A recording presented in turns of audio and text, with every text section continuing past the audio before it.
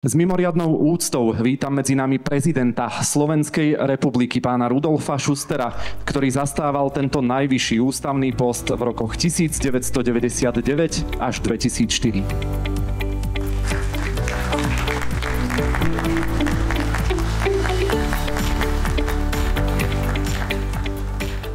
Viem, po tých krátkych rečiach ja nemôžem byť dlhý, lebo naučili sme sa už krátko rečniť a viac sledovať ekonomiku a najmä tú pitnú vodu.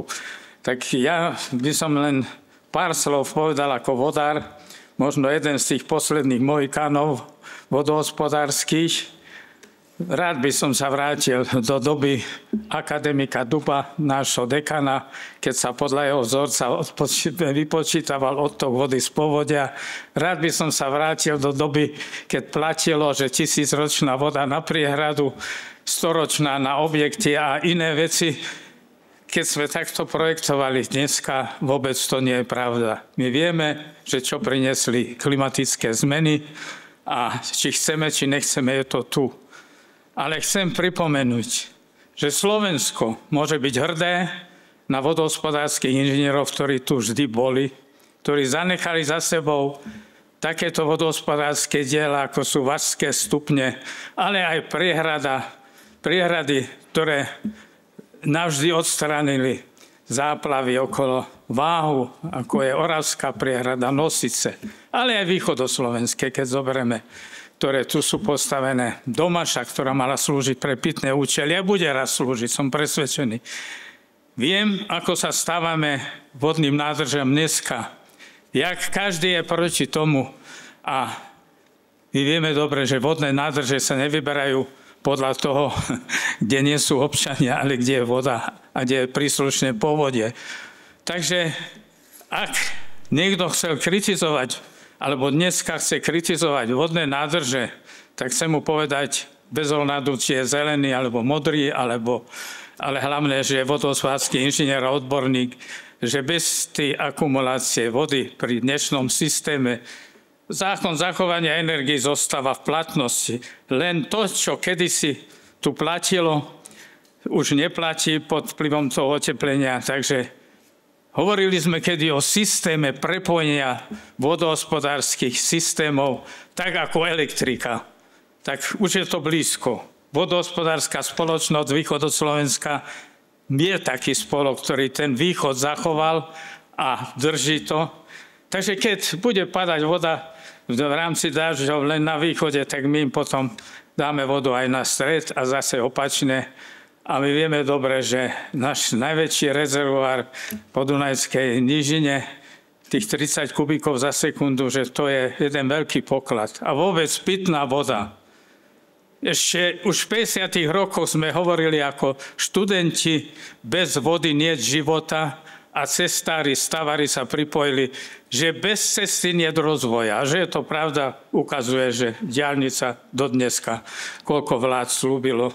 A preto sa aj tie určité časti Slovenska tak nerozvíjajú. Ale vrátim sa k tej pitnej vode. Chcem oceniť všetkých tých, ktorí vy robíte v oblasti okolo pitnej vody. Lebo bol som pri tom, keď sme tú starinu dokončovali. Keď ministerstvo lesné a vodného hospodárstva, ktoré sa chválilo, jak toto stavia, a my sme im na Krajskom národnom výbore cez civilnú ochranu pomohli skrátiť prívod vody z stariny. Voda tam bola v nádrži, prívod vody do Košíc a do Prešova a do ďalších končín. Viete si dneska predstaviť, že by sa starina odstavila, že by nebola? Čo by východ robil? Celý východ až po Trebišov a po tej trase. Bol som pri tom a dostal som za tú veľkú kritiku, dokonca som mal byť odvolaný ako predseda KNV, že som sa proti tým veciam staval. Preto si vážim všetkých tých, ktorí podporujete a ochraňujete pitnú vodu. To je dneska viac jak zlato. To Slovensko od Pána Boha dostala takú krajinu, kde tej pitnej vody je, ale nebude trvale. My vieme dobre, jak sa aj tie podzemné zdroje menia. Z Medzeva pochádzam, viete, vtedy sme rýchlo tú bodvu, teda tú vodu odtiaľ priviedli, aby sme zachránili Košice.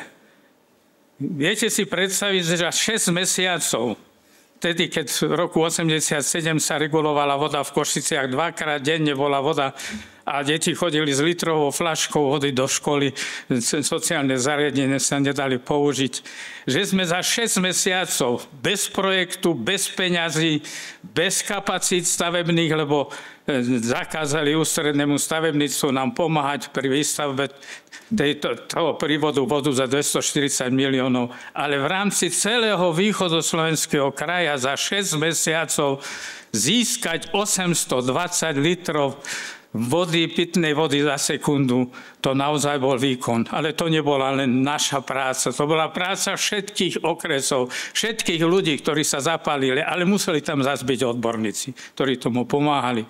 Takže je mi veľkou cťou, že môžem k vám sa prihovoriť a ospravedlňujem sa, že trošku dlhšie hovorím, jak som chcel, ale nedá mi to ako vodárovi, ktorý pritom bol, že dneska tú pitnú vodu stále nedoceňujeme. Nie vy, čo ste tu, vy už viete, o čom to je, ale mnohí na Slovensku, že stále nemáme toľké obce odkanalizovanie, prepadávajú európske peniaze a podobne.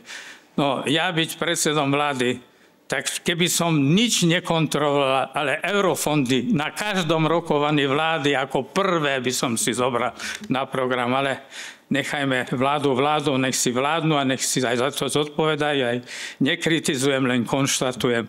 Takže mám dobrý pocit, že som medzi svojimi, medzi vodármi, ktorí tú vodu chránia. Viete, bolo obdobie, keď sme nemerali vodu. Merali len tú, čo sme vyrobili do závodov, tam boli nejaké merače, ale v bytoch sa nemeralo, boli paušály.